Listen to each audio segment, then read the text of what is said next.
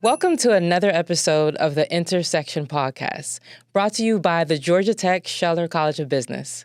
I'm your host, Analisa Wade, a first-year full-time MBA student here at Scheller. On today's episode, we have Dr. Alavi, Elizabeth L. and Thomas M. Holder Chair, and Professor of IT Management, and former Dean of Scheller College of Business. Thank you so much for being here. I'm so excited to have you. Well, it's delightful to be here, and thank you for having me. Absolutely. Today, we're going to talk about generative AI and its applications in business. Dr. Alavi, let's start with some general definitions of generative AI. Can you define that for us? Of course, generative AI is a class of AI systems and models that are trained on massive and very large data sets, leveraging machine learning, and they can produce output that is new, content that is new, in a variety of formats such as sound, text, and images. What I would like to do is to also offer a suggestion for another term that we keep hearing rather often these days, and that term is large language models, LLMs. Large language models are basically a group of or a subset of generative AI that are trained on very massive and large data sets of text, such as text that exists on the internet, and generate new content. And typically, LLMs and Gen AI, the terminologies often are used interchangeably. Having defined these models, what's different about them since AI machine learning is not new? Traditionally, or in the past, AI and machine learning in particular, those models have been really focused on very specific and narrowly defined tasks.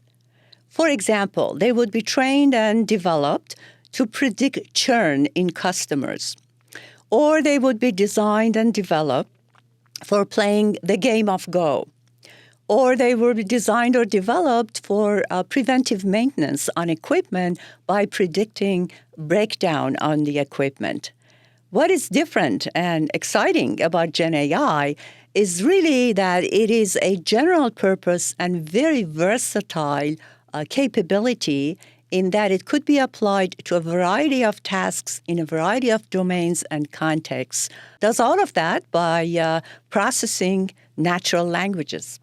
And the other aspect that is also very exciting about Gen AI and different and new is the idea that, in the past, there were a number of tasks that would be considered human tasks.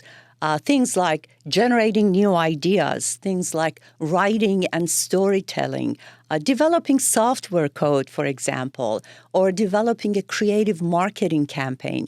Those were all activities that were viewed as human activities, but now things are changing, and we are seeing LLM and generative AI models that can really support these types of activities and demonstrate these types of capabilities. So the landscape is changing, and the range of human tasks is really decreasing. And that's another different aspect of LLMs and generative AI. And as I mentioned, that's all done by being able to interact with the tool and technology in very conversational and human-like way. That is really important because that's a way, in the past, anytime individuals and human beings wanted to interact with computers, for the most part, they had to learn a programming language or use a very specific syntax and command language to be able to interact with the computer.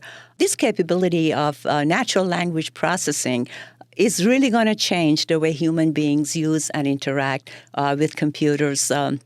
Frankly, in my opinion, we have started a new era of use and application of computers. We are definitely seeing that even today in the classroom, so I definitely agree. Can you give a few examples of how businesses are using these applications today? For example, a pharmaceutical company has used or is using LLM-based models to really identify drug molecules that can target very specific proteins that cause disease. Now, the benefit of that is that it's really shortening the drug discovery phase and increasing time and efficiency of this process. Another example is a legal firm. They are using a system, another LLM-based, large language model-based system. They call it Harvey. And what Harvey does is it really does research, legal research, summarizes legal documents, and is able to draft and edit simple contracts.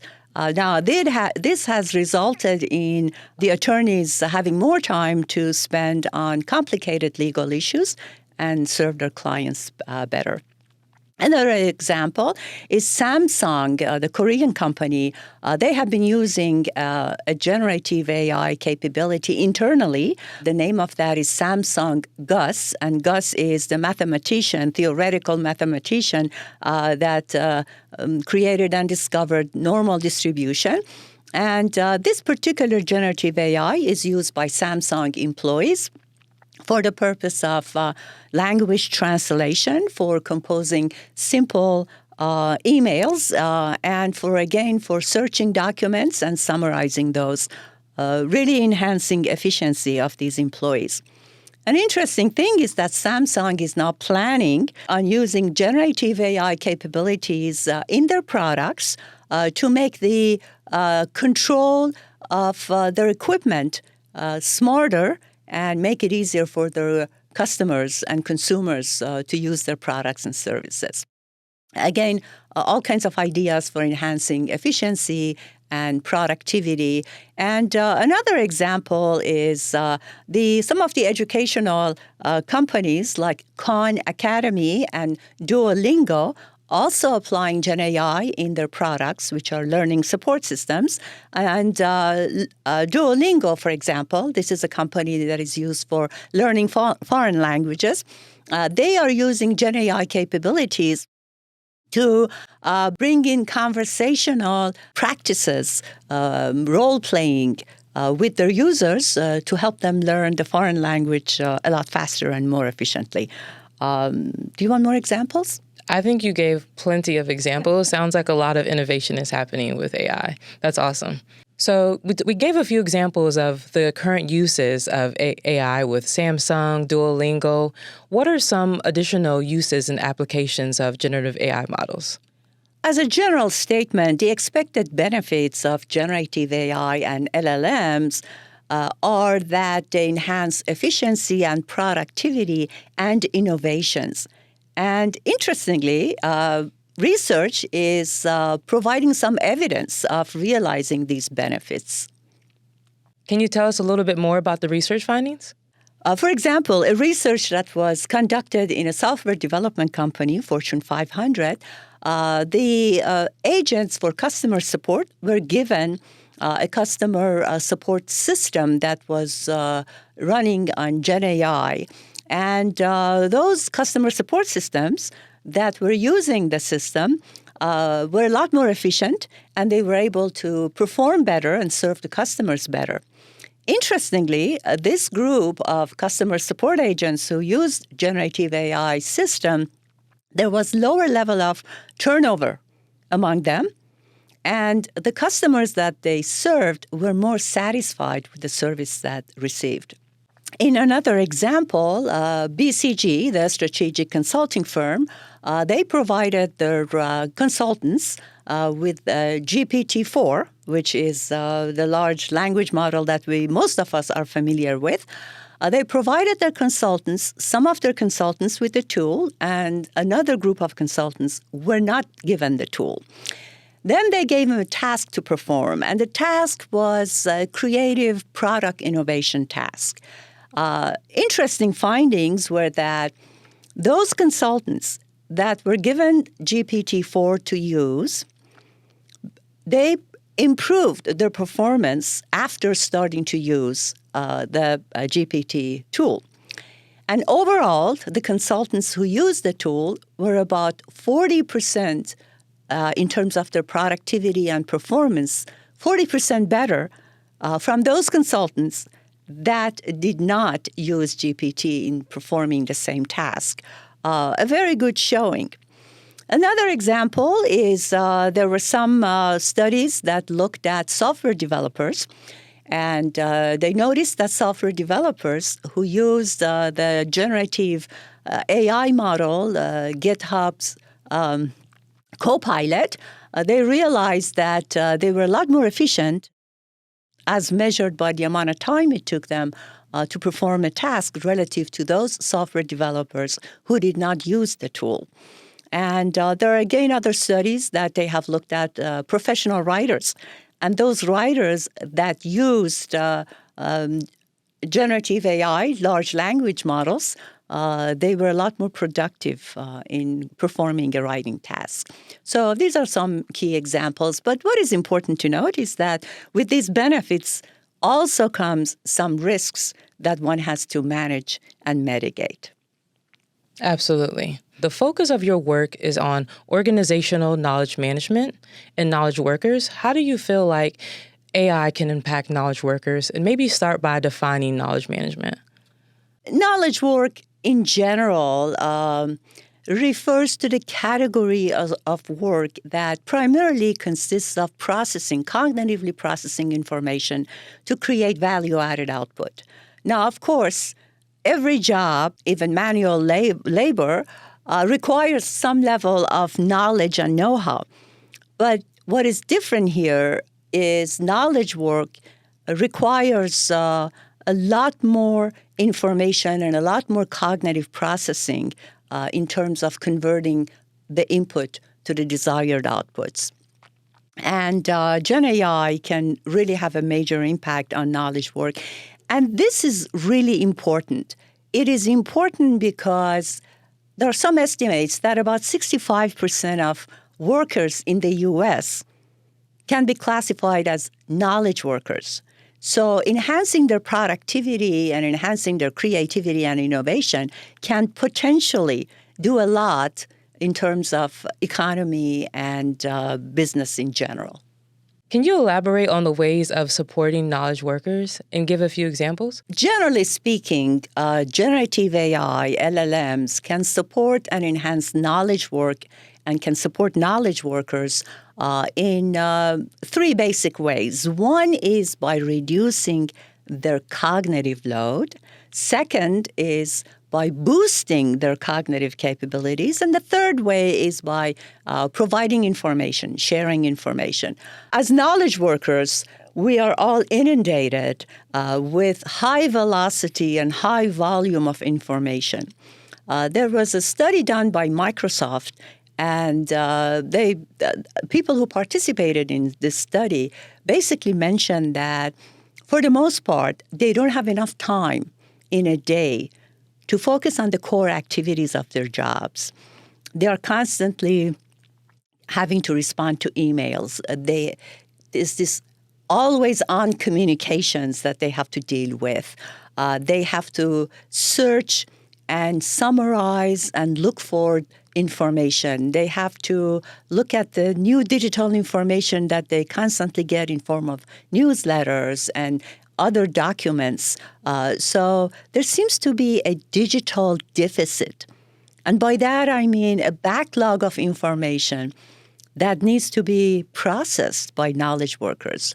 So one way that generative AI can really be helpful here is to help knowledge workers to process this backlog of information and reduce their cognitive load so that they can spend more time on core activities of their jobs. For example, instead of having to look for a particular item of information in pages and pages of digital data, they can ask a Gen AI for that information and ask them to search for the information and summarize the information. They can ask Gen AI to respond to routine requests for information or respond to or draft responses to routine emails. So there are different ways that they can really reduce their information processing and their cognitive load. Another way that technology can be helpful, and this is one of the new ways that we are seeing computers sort of supporting human beings, is by boosting cognitive capabilities of the users. And let me explain what I mean by that. Gen AI can provide support capabilities for critical thinking and creativity on part of human beings. There are some studies that have showed that using a large language model, generative AI capability, really enhances divergent thinking on part of people. And we know that divergent thinking usually helps creativity by connecting ideas and concepts together that normally people would not think of putting together.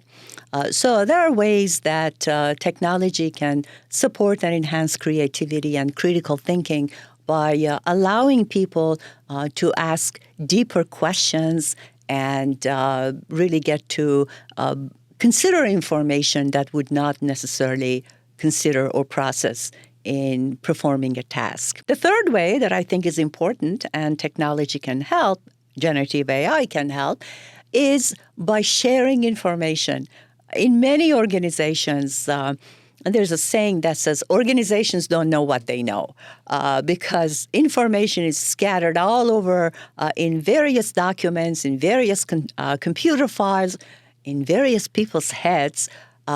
So one way generative AI can help is to try to bring the knowledge of a firm together, organize it, and make it easily accessible in response to people's question. And in fact, consulting firms are really using this capability. McKinsey & Company has created a Gen AI system that they call Lily.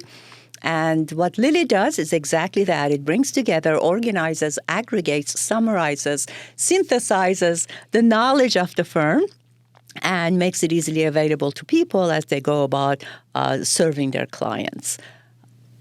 I can definitely see how that would make firms a lot more efficient, all those different examples that you gave. Thank you. So what business functions and industries do you think can benefit most from generative AI? In my opinion, all businesses and all industries can benefit from effective, efficient, and ethical applications of Gen AI, particularly industries and businesses that are very information and knowledge intensive. Financial services, healthcare, pharmaceuticals, legal firms, they all can really benefit from Gen AI capabilities. And some of the examples we talked about really fall in these categories and these industries. As far as within a business is concerned and business functions are concerned, Gen AI can really, again, add value and be helpful across the organization, horizontally cutting across different activities and different functions, again, finance and operations and HR and research and development. But what is important is, given the versatility of Gen AI and LLMs, it's important that organizations come up with a strategy for deployment of Gen AI in the organization, because the situation that we don't want to have, because it is very hard to and very complex to manage and coordinate, is having a whole bunch of Gen AI systems that are addressing and supporting different parts of the organization, because from a data management and risk management, it gets difficult to manage that particular environment. What are some of the challenges business might face when deploying generative AI? At this point of development and at this point in time, some of the ethical, governance, and legal issues related to application of Gen AI are very complex and evolving, which introduces risks. Risk factors in businesses that one has to take into consideration. For example, most of us have heard the terminology of Gen AI or LLMs hallucinating, which is the idea of producing the wrong answer or a harmful answer or making things up. Now, at this point in time, again, all LLMs and generative AI models at times hallucinate.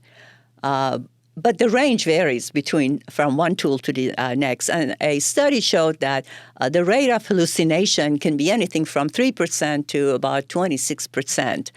But this is an area that is progressing and being corrected fast. So my expectation would be that soon the frequency of hallucination in various Gen AI models is going to be reduced.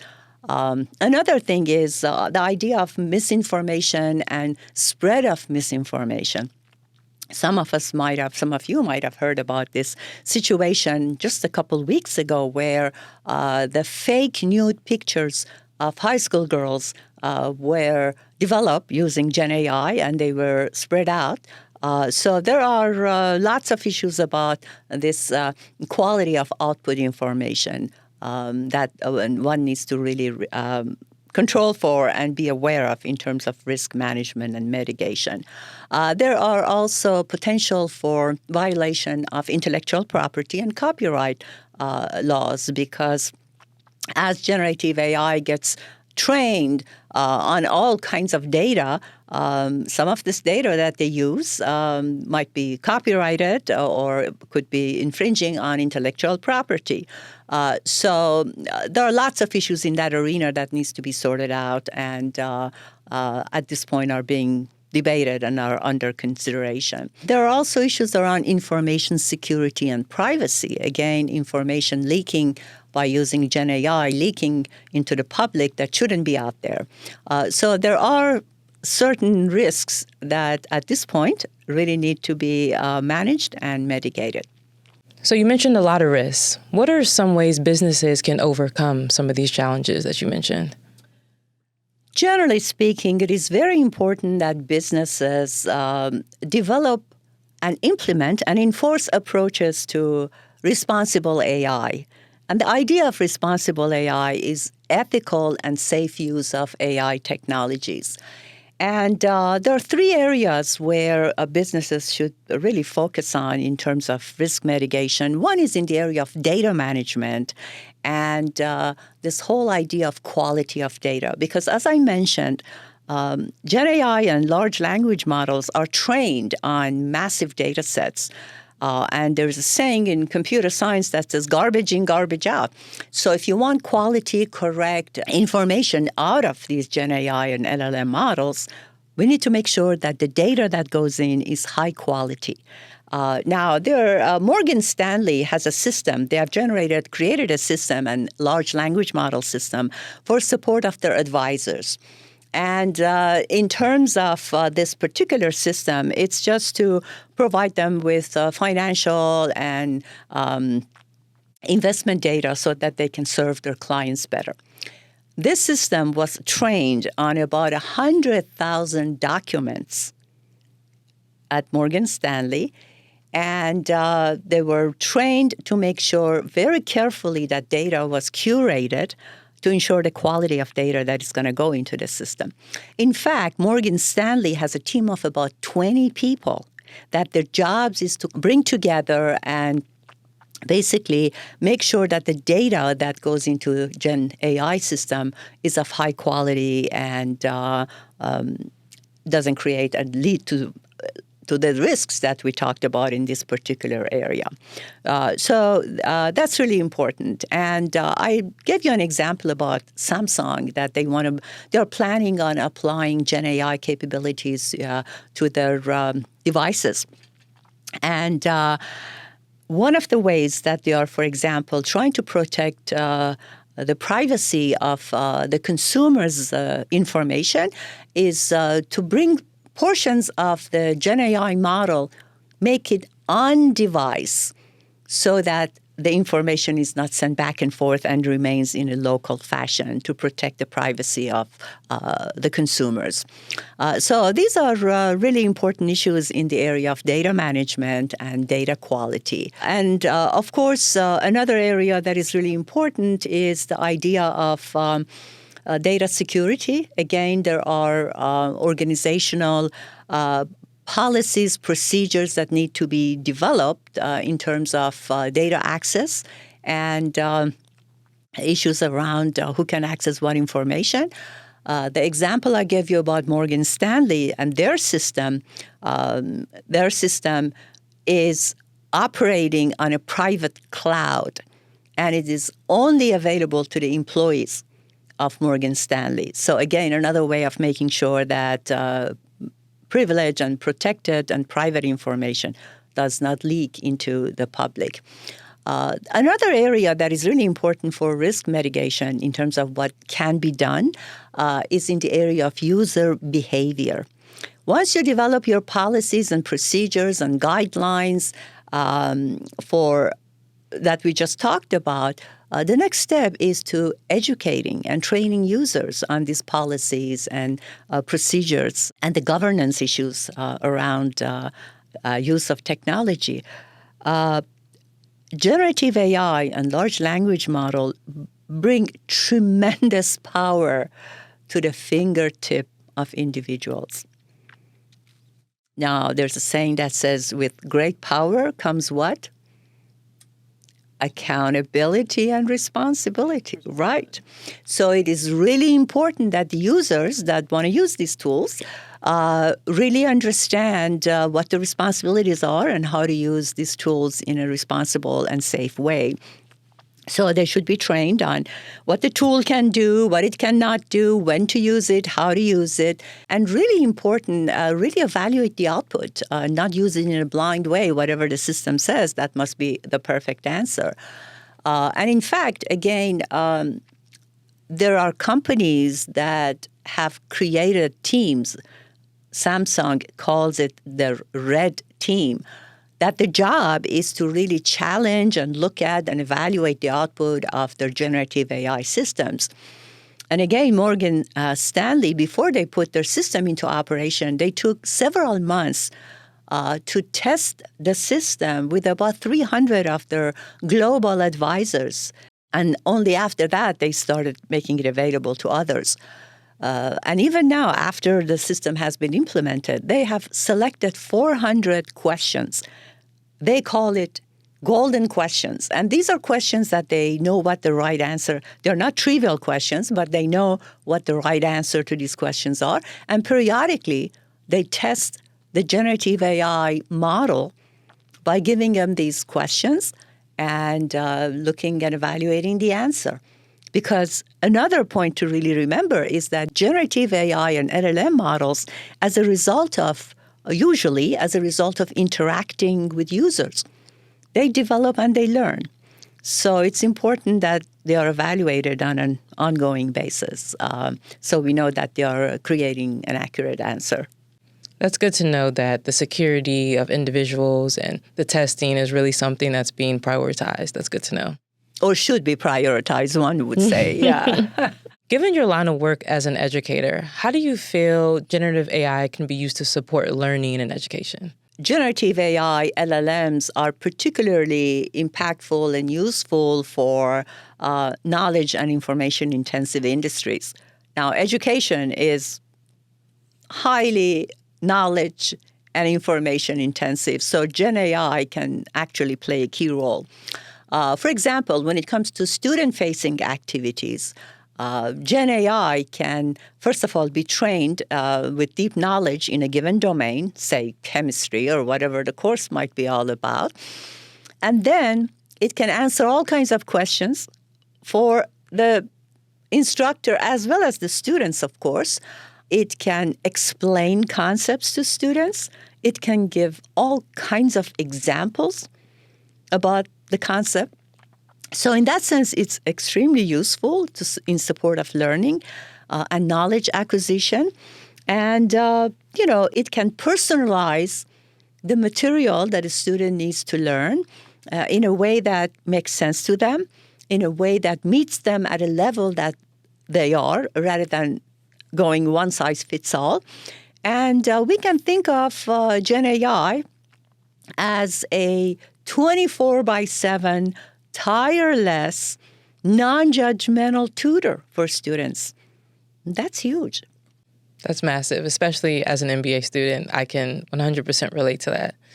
Dr. Alavi, thank you so much. You shared a lot of amazing tips and ideas and resources to learn more about generative AI. Super thankful for that. You're welcome. Any lasting words that you want to leave to our listeners today? Yeah, I think one of the important things is to realize when it comes to generative AI and LLMs, the genie is out of the bottle. There's no way of going back now. Millions of people globally are now using these systems. So it is really important that we are deliberate in use of these systems, make sure they are used responsibly, and they are put into ethical and useful and beneficial activities. We encourage people to use these systems in the right way. My message to business managers and executives is that it's extremely important that you develop your governance, guidelines, and guardrails, frankly, for safe use of Gen AI and LLMs, and then encourage the employees, after you train them, on the risks and potential of these systems, to use these systems to enhance their productivity and creativity and innovation. Thank you so much, Dr. Alavi. I hope you enjoyed your time here. I did. I enjoy and love to talk about these things. So thank you for your invitation. Absolutely. If you're watching or listening to this, thank you for tuning into this episode of the Intersection Podcast. Once again, brought to you by the Georgia Tech Scheller College of Business. We appreciate you listening. You can find us on Apple, Spotify, or iTunes. Thank you again.